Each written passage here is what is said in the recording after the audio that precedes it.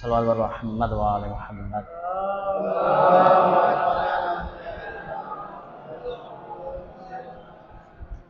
لا حول ولا قوة إلا بالله العلي العظيم. أعوذ بالله من الشيطان الرجيم. بسم الله الرحمن الرحيم. رب اشرح لي صدري ويسر لي أمري واحلل عقدة من لساني يفقهوا قولي.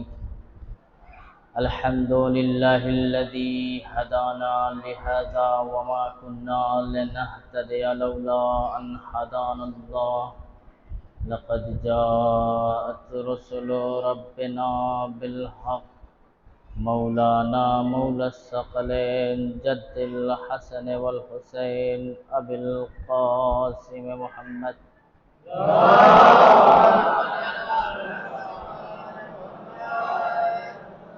وأهل بيته الطيبين الطاهرين المعصومين المظلومين ولعنة الله على القوم الظالمين. أما بعد فقد قال الله تبارك وتعالى في قرآن مجيد. بسم الله الرحمن الرحيم. فطرة الله التي فطر الناس لا تبديل لخلق الله. صلى الله عليه محمد وعلى آله.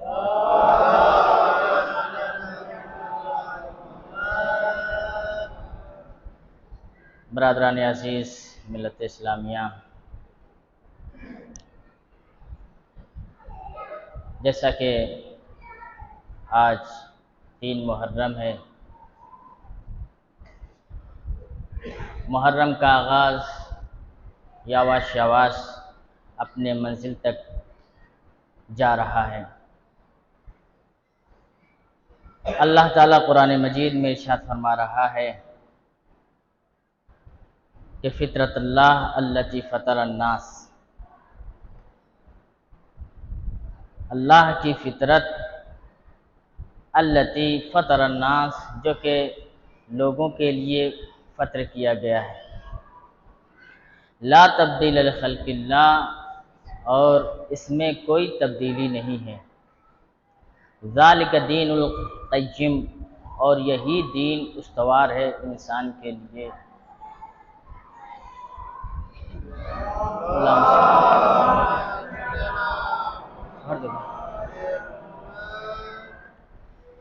انسانی زندگی کے لیے فطرت اللہ ہی دین استوار ہے، حق ہے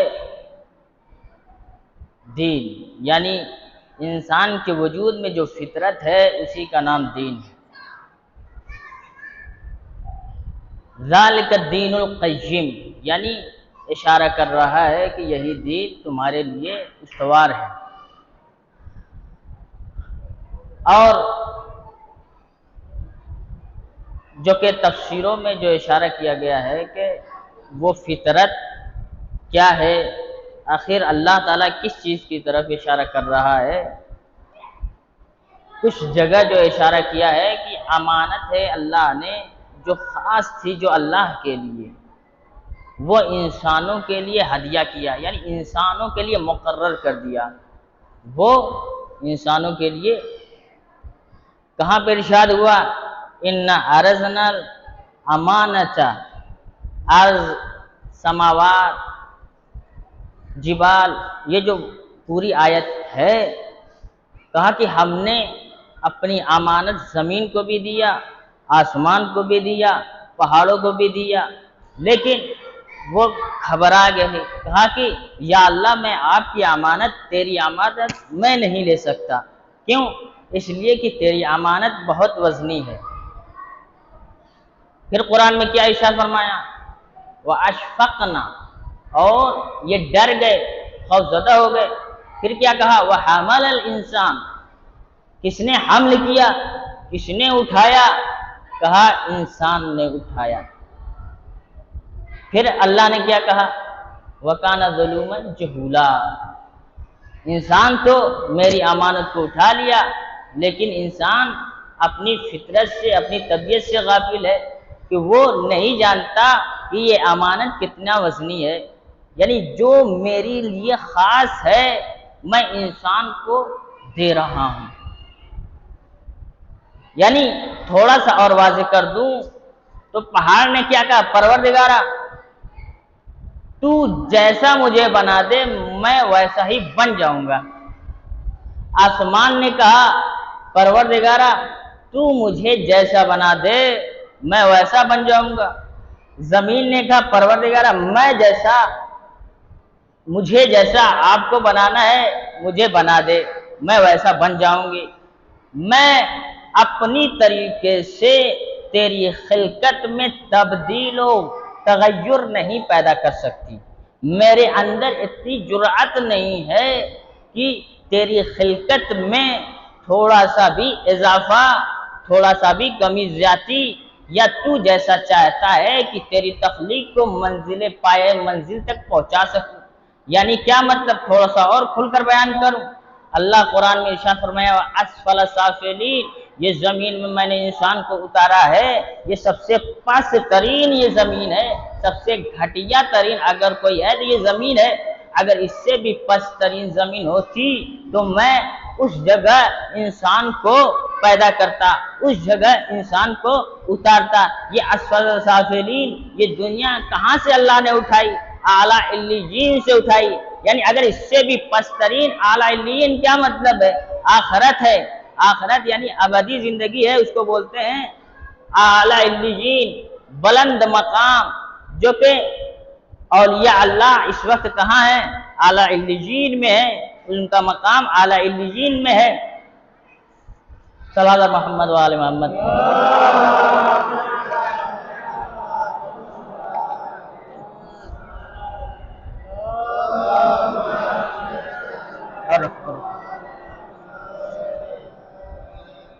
یعنی ان کا مقام اعلیٰ علیین پہ ہے۔ تھوڑا سا ڈسٹرب ہوتا ہے تو مائنڈ بہک جاتا ہے عزیزان۔ ان کا مقام اعلیٰ علیین پہ ہے۔ یہ اسفل سافلین اللہ نے اتارا ہے اعلیٰ علیین سے، یعنی کیا مطلب، جو آخرت میں اعلیٰ علیین میں جو سب سے کمتر تھی وہ یہ دنیا تھی۔ یعنی کہ اس سے بھی خراب اگر پیدا کرنا ہوتا تو بہت خراب پیدا کر سکتا تھا، لیکن اعلیٰ علیین میں سے اس دنیا کو اتارا ہے۔ کہا اعلیٰ علیین یعنی آخرت میں سب سے پسترین یہ دنیا تھی، اسفل سافلین۔ پھر کہا انسان کو اس اسفل سافلین میں اتارا اور آزمانے کے لیے اتارا۔ کیوں اتارا؟ تاکہ دیکھوں وہ اعلیٰ علیین پر جانے کے لیے کتنا آمادہ ہے۔ یعنی کہ سارے راستے، ساری ہموار اعلیٰ علیین پر جانے کے لیے اللہ نے نظام رکھا۔ کیسے نظام رکھا؟ اتارا، انبیاء بھیجے، رسول بھیجے، اولیاء بھیجے، ہدایت کے لیے رسول بھیجے، ہدایت کے لیے کتاب بھیجی۔ کہا کہ انسان کسی بھی طریقے سے یہ بہانہ نہیں کر سکتا کہ میں اعلیٰ علیین تک سفر نہیں کر سکتا۔ کیوں؟ اسفل سافلین میں اتارا۔ فطرت، اب آتا ہوں اپنے موضوع کی طرف، یعنی فطرت اللہ نے لوگوں کے لیے فطر کیا، اپنی امانت جو خاص تھی لوگوں کو دیا۔ فطر الناس، لوگوں کے لیے فطر کیا۔ پھر اسفل سافلین سے کہا کہ اب تم یہاں سے اعلیٰ علیین تک کا سفر کرنا ہے۔ اب تھوڑی سی مثال سے واضح کروں، یعنی کہ فطرت کو تھوڑا سا اور کھولوں، یہ فطرت ہے کیا؟ فطرت کے معنی ہیں کھولنے کے، اور اس کے اصطلاحی معنی یعنی کہ انداز، کیفیت کے معنی یہاں پہ دیتا ہے، یعنی فعلتن کے وزن پہ آیا ہے۔ صرفی لحاظ سے اگر اس کی گرامر دیکھا جائے فعلتن کے وزن پہ، فعلتن کیا معنی دیتا ہے؟ کیفیت کا۔ جیسے سیرت ہے، رسول اللہ کی سیرت، یعنی سیرت کا مطلب عمل نہیں ہے، سیرت کا مطلب یہ ہے کہ رسول اللہ اگر کھانا کھاتے تھے تو وہ کھانا کھانے کا انداز کیسا تھا، اس کو بولتے ہیں سیرت۔ آیا رسول اللہ جو لقمہ کھاتے تھے آیا وہ لقمہ حلال تھا یا حرام، اس کو بولتے ہیں انداز۔ بیٹھتا تو ہر انسان ہے، کھڑا ہوتا ہے تو ہر انسان کھڑا ہوتا ہے، سوتا تو ہر انسان سوتا ہے، چلتا تو ہر انسان چلتا ہے، لیکن اس کا انداز کیسا ہے یہ معیار رکھتا ہے، یہ معیار رکھتا ہے. یعنی کھاتے ہیں رسول تو وہ انداز رسول کہ رسول حلال کھا رہا ہے یا حرام، انسان حلال کھا رہا ہے یا حرام، یہ ہے انداز. انسان بیٹھ رہا ہے جہاں پہ وہ زمین پاک ہے یا غصبی ہے یا نجس ہے، وہاں پہ اگر پاک بیٹھتا ہے، پاک جگہ بیٹھتا ہے تو یہ سیرت رسول ہے. اگر لقمہ حلال کھاتا ہے تو یہ سیرت رسول ہے. کیوں سیرت رسول؟ یہ ہے کہ رسول اللہ حلال لقمہ کھاتے تھے، رسول اللہ جہاں چلتے تھے وہ اچھے راستے پر چلتے تھے. یہ ہے انداز. چلتا تو ہر کوئی انسان چلتا ہے، بیٹھتا تو ہر انسان بیٹھتا ہے. جس طریقے سے سواری کو آپ لے لیجئے، جس طریقے سے پہلے زمانے میں گھوڑ سواری ہوتی تھی، کیا آج زمانے میں رسول اللہ گھوڑ پہ سوار ہوتے تھے؟ کیا آج کا انسان گھوڑے پہ سوار ہوتا ہے؟ کیا گھوڑے کی سواری ہوتی ہے؟ بہت تھوڑی موڑی ہوتی ہوگی، لیکن آج کے زمانے میں نہ کے برابر ہے. عزیزان گرامی، کیا رسول اللہ گھوڑے پہ سواری کرتے تھے؟ کیا آج ہم وہ گھوڑے کی سواری کر رہے ہیں؟ یعنی نہیں. یعنی رسول اللہ کا وہ عمل تھا، سیرت نہیں تھی. توجہ سے، رسول اللہ کا وہ عمل تھا، سیرت نہیں تھی. یعنی رسول اللہ جب گھوڑے پہ سواری کرتے تھے، کیا یا وہ آکڑ کر سواری کرتے تھے یا تواضع انکساری کے ساتھ سوار ہوتے تھے؟ یعنی آج کے زمانے میں آج ٹیکنالوجی اس بلندی پر پہنچ گئی ہے، اگر فور ویلر پہ انسان بیٹھتا ہے تو اس کو یہ نہیں دیکھنا ہے کہ یہ رسول اللہ کا عمل ہے، اس کو یہ دیکھنا ہے کہ وہ رسول اللہ جب گھوڑے پہ بیٹھتے تھے تو وہ تواضع انکساری کے ساتھ بیٹھتے تھے یا غرور کی حالت میں بیٹھتے تھے. عزیزان گرامی، غرور کی حالت میں بیٹھتے تھے. ہم کو وہ انداز لینا ہے. جب فور ویلر پہ بیٹھنا ہے، جب ٹو ویلر پہ بیٹھنا ہے تو ہم کو وہ رسول اللہ کا انداز لینا ہے. پھر فور ویلر پہ بیٹھنا ہے، گاڑی پہ بیٹھنا ہے، تواضع کے ساتھ بیٹھنا ہے، تب جا کر رسول اللہ کی سیرت ہمارے اندر داخل ہوگی. اب فطرت یہی ہے.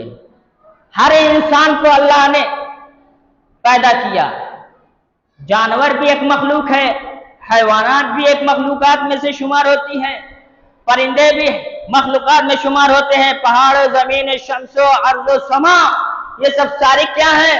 مخلوقات میں شمار ہوتے ہیں. لیکن اللہ نے کبھی بھی قرآن میں ان کے لیے فطرت لفظ استعمال نہیں کیا. کیوں؟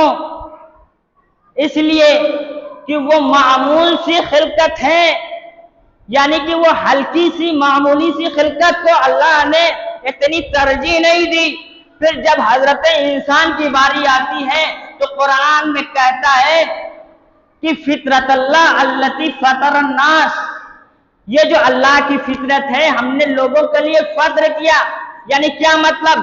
جو میں پہلے مخلوقات کو خلق کرتا تھا، اب وہ جو میری روش تھی وہ روش اب میری چینج ہو گئی، کیونکہ یہ جو انسان ہے اشرف المخلوقات ہے.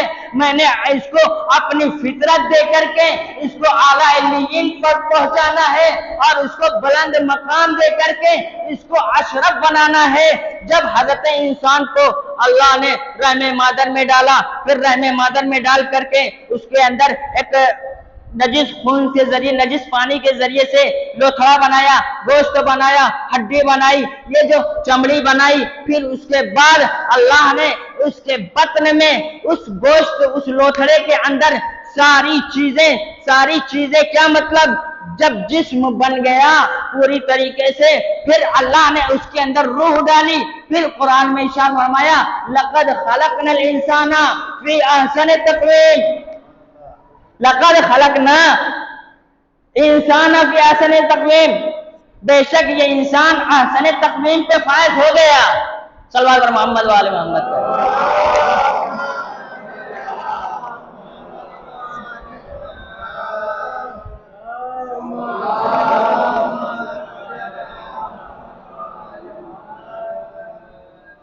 انسان کی تخلیق ہم نے ایسا ڈیزائر بنا دیا، اس کو اپنی فطرت دے کر ایسا بنا دیا، اتنا قابل بنا دیا کہ اللہ نے کیا کہا؟ لقد خلقنا الانسان فی احسن تقویم. ہم نے انسان کی تخلیق کو احسن تقویم پہ فائز کر دیا. اب کوئی انسان یہ نہ کہے کہ میں معمولی انسان ہوں، میں معمولی سا انسان ہوں، میں کچھ بھی نہیں ہوں۔ کیوں؟ اللہ نے ہم کو سرٹیفکیٹ دیا، وہ اللہ جو ساری دنیا کا خالق ہے، ساری مخلوقات کا خالق ہے، جنوں انسوں کو پیدا کیا، زمین و آسمان کو پیدا کیا، شمس و ارض و سما، یہ سب ساری چیزیں جس کو پیدا کیا ہے، وہ انسان جب اللہ نے جب انسان کی تعریف کر دی، جب سرٹیفکیٹ دے دی، یہ کوئی سرٹیفکیٹ کوئی یونیورسٹی، کوئی ہائی اسکول، کوئی کالج کی سرٹیفکیٹ نہیں ہے، بلکہ اللہ کی سرٹیفکیٹ ہے، جو انسان کو کہا اشرف المخلوقات لقد خلقنا الانسان فی احسن تقویم۔ انسان کی تخلیق احسن تقویم پہ فائز کر دیا۔ پھر عزیزان گرامی، خلقت اور تھوڑا سا واضح کروں، خلقت یعنی تخلیق کرنے کا انداز۔ فطرت کا ایک دوسرا معنی ہے خلقت، تخلیق کرنے کا انداز۔ جیسے جس طریقے سے جلست ہے، جلست کا معنی کیا ہے؟ بیٹھنے کا انداز۔ آپ عرب میں جائیں گے، عرب کے لوگوں سے پوچھیں گے کہ آپ کس طریقے سے بیٹھے، وہ کہیں گے جلستو جلسۃ علی، میں بیٹھا اس طریقے سے جس طریقے سے علی بیٹھے۔ کیا ہے؟ جس طریقے سے علی بیٹھے، یعنی میں اپنی طریقے سے نہیں بیٹھا، بلکہ علی جس طریقے سے بیٹھتے تھے، یعنی کیا مطلب؟ دو زانوں بیٹھتے تھے، میں اسی طریقے سے دو زانوں بیٹھتا ہوں۔ جس طریقے سے علی کھاتے تھے اس طریقے سے میں کھاتا ہوں، جس طریقے سے علی چلتے تھے اس طریقے سے میں چلتا ہوں، جس طریقے سے علی سلام کرتے تھے اس طریقے سے میں سلام کرتا ہوں۔ تو عزیزان گرامی، یہ تھی تھوڑی سی وضاحت فطرت۔ پھر اللہ تعالیٰ نے تھوڑا سا اور وضاحت کرو کہ فطرت کے ساتھ اللہ نے طبیعت بھی رکھا ہے، یعنی انسان کو فطرت نہیں دی۔ فطرت کس کو دی؟ صرف فرشتوں کو دی، جو گناہ نہیں کر سکتے، کبھی بھی گناہ نہیں کر سکتے، سرد ہو ہی نہیں سکتا، کیونکہ اللہ نے وہ ڈیزائر نہیں رکھے، گناہ کرنے کا مادہ اس کے اندر نہیں ہے۔ لاکھ چاہیں گناہ کر لیا جائے لیکن وہ کبھی گناہ نہیں کر سکتے۔ عزیزان گرامی، جس طریقے سے انسان اڑنا اگر سیکھنا چاہے کہ ہم کسی بھی طریقے سے یہاں سے وہاں تک اڑ جائیں، تو کبھی محال نہیں ہے۔ عزیزان گرامی، محال ہے کہ وہ انسان کبھی اڑ سکتا ہے۔ اسی طریقے سے فرشتے بھی کبھی گناہ نہیں کر سکتے ہیں۔ اللہ نے انسان کے اندر دو چیزیں دی، تین چیزیں دی، بہرحال اگر تھوڑا سا تفسیر میں جاؤں تو تین چیزیں کہہ لیجئے۔ ایک فطرت جو کہ خالص ہے، صرف اور صرف اچھائی کی طرف تمائلات رکھتی ہے، یعنی انسان کو صرف اور صرف بہکا سکتی ہے تو وہ اچھے عمل کی طرف بہکائے گی۔ اور ایک طرف رکھ دیا طبیعت، تو وہ صرف اور صرف آپ کو کھینچ کر لے کے آئے گی برائی کی طرف۔ وہ کہے گی بھائی صاحب آپ برا کام کریے، آپ یہ کام کریں گے تو میں آپ کو خوشی دوں گی، میں آپ کو شہوت دوں گی، میں آپ کو مزے دوں گی۔ آپ تھوڑا سا تیز ترار میں بولیے، میں آپ کو تھوڑی سی دنیا میں عزت دے دوں۔ کیوں؟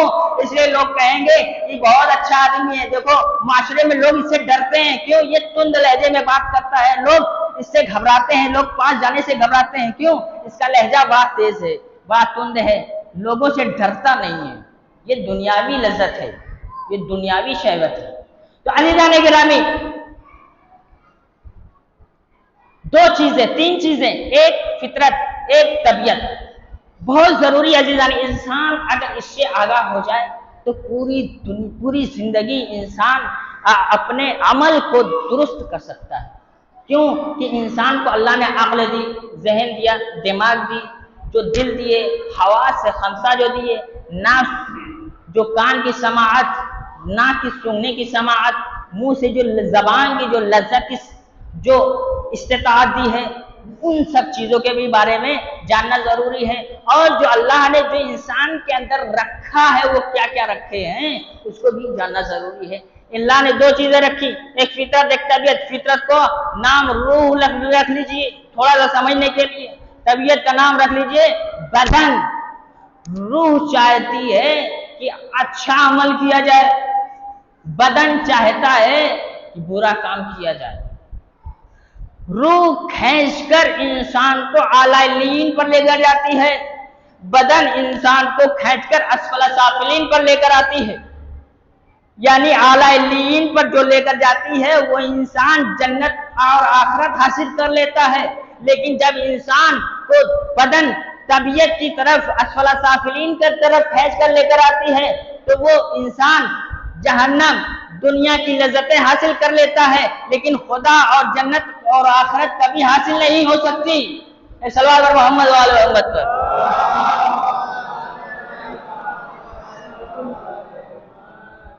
ایک کا نام ہے غریزہ، جو بیچ میں اس کو توازن دینے کے لیے، سنبھالنے کے لیے اللہ نے رکھا ہے۔ یہ جو تین چیزیں ہیں، دو چیزیں اہم ہیں جس طریقے سے جو مشہور ہے، نفس لوامہ اور ایک نفس امارہ۔ ان دو چیزوں کو یاد رکھنا بہت ضروری ہے۔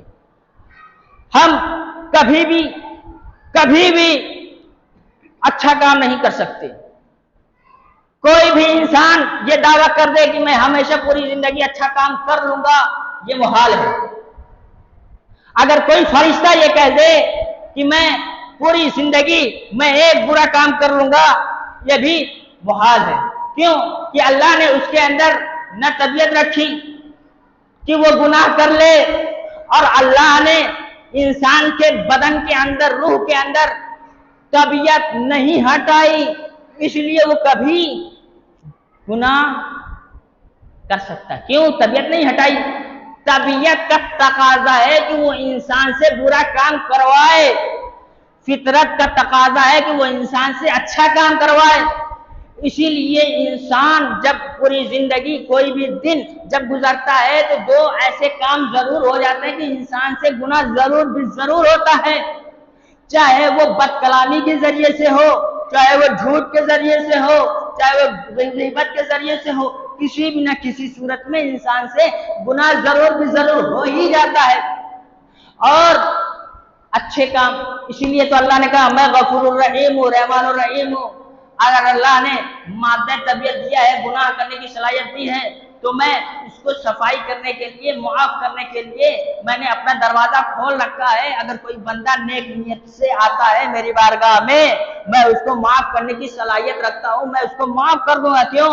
اس لیے میں اس کا خالق ہوں۔ میں جانتا ہوں کہ جو مشین میں نے اس کے اندر لگائی ہے، وہ مشین اس کو ابھارے گی، گناہ کی طرف مائل کرے گی، ضرور۔ وقت تھوڑا سا طویل ہو رہا ہے، ضرور مائل ضرور کرے گی۔ تو اس لیے یہ جو فطرت اور طبیعت کے جو مابین جنگ ہے عزیزان گرامی، اب تھوڑا سا ایک مثال کے ذریعے واضح کروں گا، پھر بات تمام کر دوں گا کہ انسان فطرت کیسے مکمل ہوگی؟ جب انسان گناہ کر لیتا ہے عزیزان گرامی، تو فطرت تو مکمل ہو ہی نہیں سکتی، اور جب جو چیز ناقص رہ جاتی ہے تو وہ جنت میں کبھی داخل نہیں ہو سکتا، ناممکن ہے۔ اگر اے ٹی ایم میں تھوڑا سا بھی کارڈ، اگر اے ٹی ایم کارڈ تھوڑا سا بھی اسکریچ لگ گیا ہو تو وہ اے ٹی ایم قبول نہیں کرے گا۔ اسی طریقے سے انسان کا فطرت اگر اس دنیا میں مکمل نہیں ہوا تو جنت میں جانے کے لیے وہ پوری طریقے سے تیار نہیں ہوگا، اس کو روک لیا جائے گا۔ کہاں روک لیا جائے گا مرنے کے بعد؟ شاید میں نے پچھلے محرم میں تھوڑا سا ذکر کیا تھا، کہاں روک لیا جائے گا؟ برزخ میں۔ برزخ کس چیز کا نام ہے؟ اسی چیز کا نام ہے کہ انسان پوری طریقے سے دنیا میں مکمل ہو ہی نہیں سکتا ہے، اس کے لیے ایک رکھا ہے برزخ۔ برزخ کیا ہے؟ ویٹنگ جگہ ہے، انتظار کرے۔ انتظار کس لیے کرے؟ اس لیے کرے کہ جب انسان کی گناہ دھل جائے تو اس کے بعد اللہ تعالی پوری طریقے سے اس کے نفس کو پاک کر کے اس کی فطرت کو مکمل کر دے گا، تو پروردگارہ اس کو جنت میں جانے کے لیے دروازہ کھول دے گا۔ اور اگر اس دنیا میں پوری طریقے سے انسان ناکارہ رہے، بدکار بن جائے، بد اخلاق بن جائے، تو کیا یہ امید رکھ سکتا ہے کہ معاشرہ میرے لیے حق کی دعا کرے، اچھے ہونے کی دعا کرے، مغفرت ہونے کی دعا کرے؟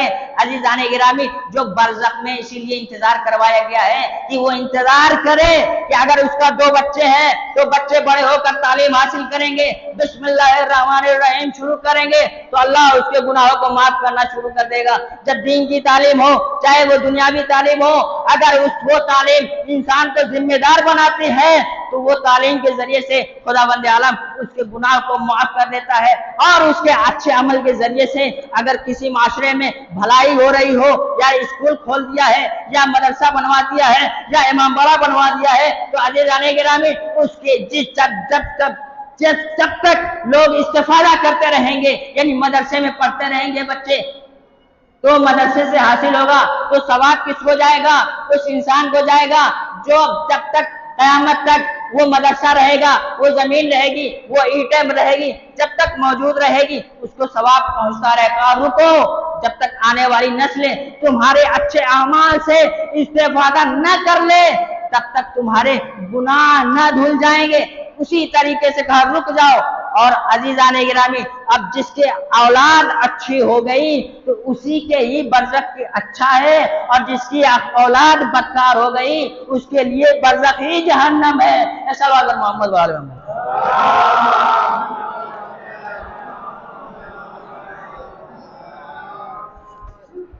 عزیزان گرامی، مکمل کیسے ہوگا؟ مکمل کیسے ہوگا؟ بس ختم کر رہا ہوں۔ مکمل کیسے ہوگا؟ جب تک اس کی فطرت مکمل نہ ہو جائے، کامل نہ ہو جائے۔ جب انسان کامل نہ ہو جائے، انسان بسا اوقات جب بوڑھا ہو جاتا ہے تو تب بھی انسان پوری طریقے سے مکمل انسان نہیں ہوتا۔ اب کیسے نہیں ہوتا؟ مثال کے ذریعے واضح کروں، جب بچہ مادر بطن میں ہوتا ہے تو کیا ماں وہ خوشی محسوس کرتی ہے جو بطن میں اولاد ہو؟ خوشی کم محسوس ہوتی ہے جب بچہ مارج دنیا میں آ جائے۔ خوشی اس وقت محسوس ہوتی ہے باپ کو جب دنیا میں پیدا ہو جائے، خوشی اس وقت نہیں ہوتی جب بچہ مادر بطن میں ہو۔ کیوں؟ خدشہ ہے کہ کہیں کوئی حادثہ پیش نہ آ جائے، کہیں ایسا واقعہ نہ پیش آیا جائے کہ بچہ بطن میں ہی ختم ہو جائے، نیست و نابود ہو جائے۔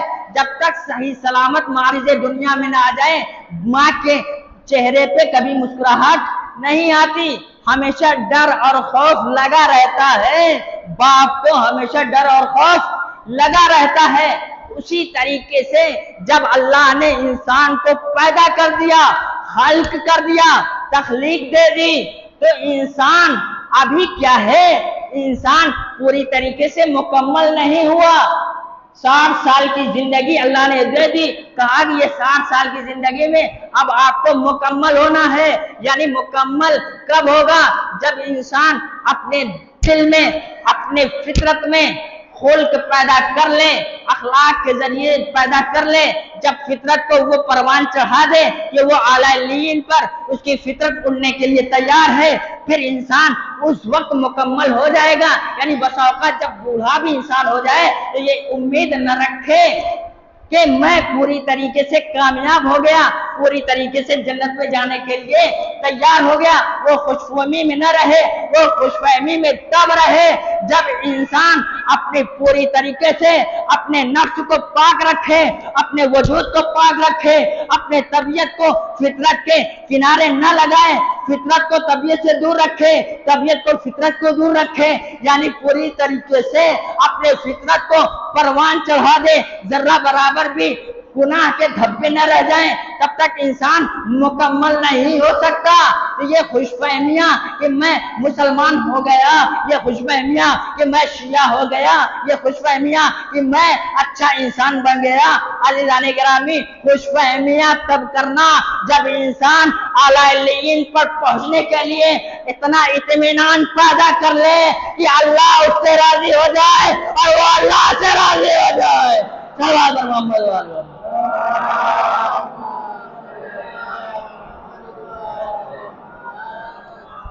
عزیزان گرامی، موضوع بہت طویل ہے، عزیزان بہت سخت موضوع ہے، وقت تمام کر رہا ہوں۔ عزیزان گرامی، جیسا کہ اس صدی میں ایام فاطمیہ کا آغاز ہوا ہے، پچھلی صدی میں یعنی 19ویں صدی میں ایام فاطمیہ کا وجود نہیں تھا۔ ہم جب جلال پور میں 2010 کی بات کر رہا ہوں، وہاں پہ زاہد صاحب نے आगाज किया। ईरान के उलमा ने एक तहरीक चलाई कि अय्याम फातिमिया को बेदार किया जाए, एक अय्याम फातिमिया रखा जाए। तो इस तरह से अय्याम फातिमिया का आगाज पूरी दुनिया में मनाया जा रहा है, बहुत ही धूमधाम से। यानी धूमधाम से मतलब यह है कि हर इंसान पहचानने लगा कि फातिमा की अजमत क्या है, फातिमा को किसने सताया और फातिमा को किसने तकलीफ पहुंचाई और फातिमा का कातिल कौन है, इससे पहले कोई नहीं जानता था।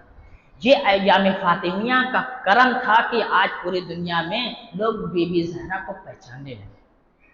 अजीजान, देर न हो जाए कि इस अय्याम में मुहर्रम में 2 महीना हम अगर बीबी ज़हरा का मसाइब न पढ़ें तो ये हम एक उनसे उनकी शान में हम क्या कर रहे हैं, कमी कर रहे हैं, अजमत को घटा रहे हैं। जो बीबी रोज रुमाल लेकर आए सैयदुश्शुहदा के लिए, जख्म के लिए आंसू पोंछे, उसका तज़किरा अगर न हो तो ये तकलीफ दे है। बहरहाल बेबी ज़हरा को 3 महीना तकरीबन गुजरे थे कि बीबी ज़हरा को लोग तकलीफ़ें देना शुरू कर दिया। रसूलुल्लाह को हिजरत किए हुए, इंतकाल किए हुए 3 महीना गुजरा था कि लोग आग और लकड़ियाँ लेकर जमा हो गए। लोगों ने इतना मजबूर कैसे कर दिया?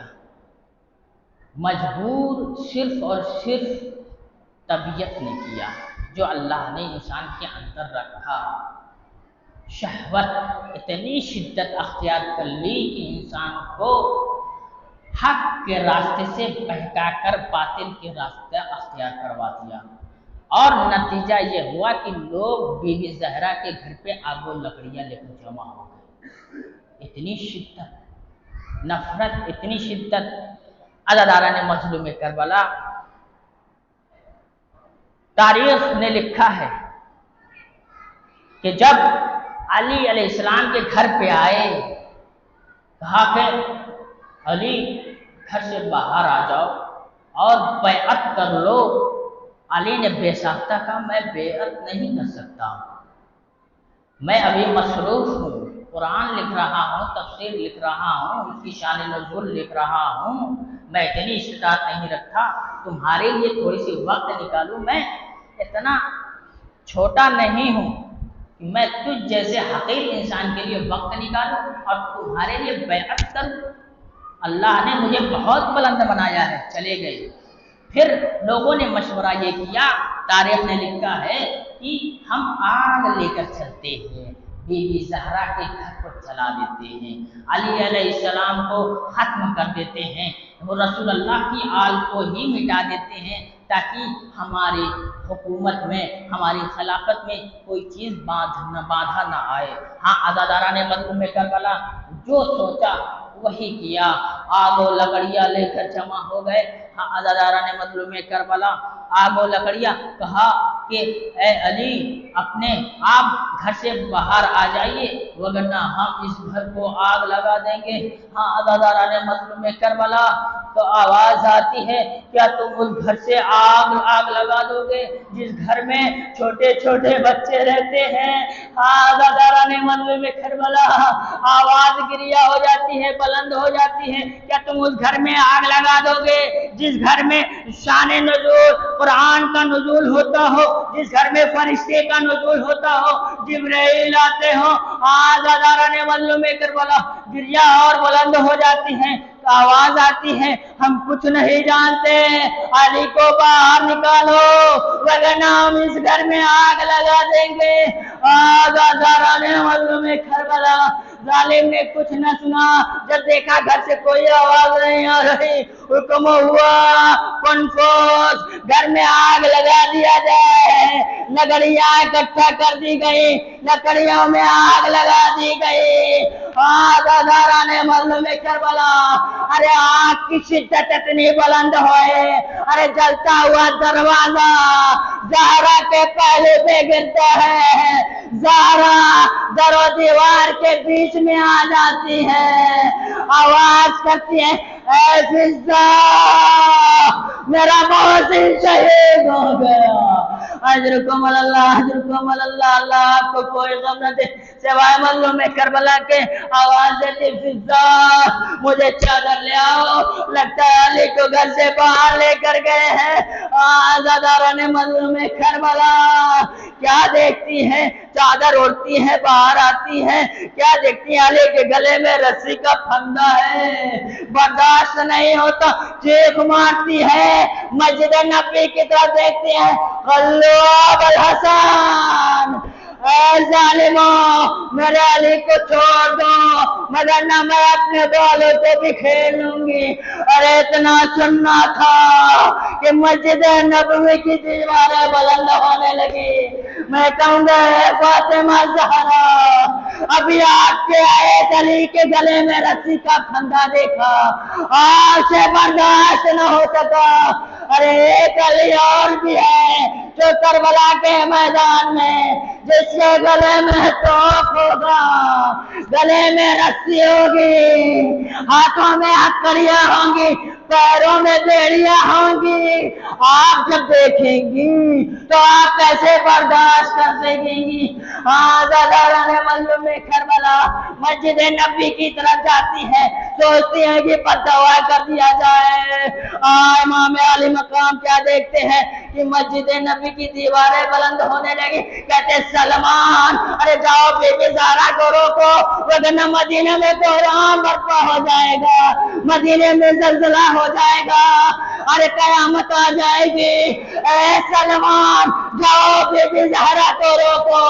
آزاداران مظلوم کربلا سلمان کہتے ہیں اے بی بی ارے ذرا ٹھہر جائیے، علی کا پیغام تو سن لیجیے، اے بی بی ذرا ٹھہر جائیے، قیامت آ جائے گی، بحران برپا ہو جائے گا۔ آزاداران مظلوم کربلا اچھا علی کا پیغام ہے، ہاں ہاں اے نانا آج علی کا پیغام نہ آتا میں اپنے ہاتھوں کو بلند کر کے بددعا کر دیتی، آج علی کا پیغام آیا ہے، اے بی بی ٹھہر جا، اس لیے میں ٹھہر گئی، علی کے لیے بددعا کرنے آئی تھی، علی کے لیے ہی اپنے ہاتھوں کو نیچے کر رہی ہوں۔ انا للہ و انا الیہ راجعون، رضا بقضائہ و تسلیما لامرہ، ماتم حسین۔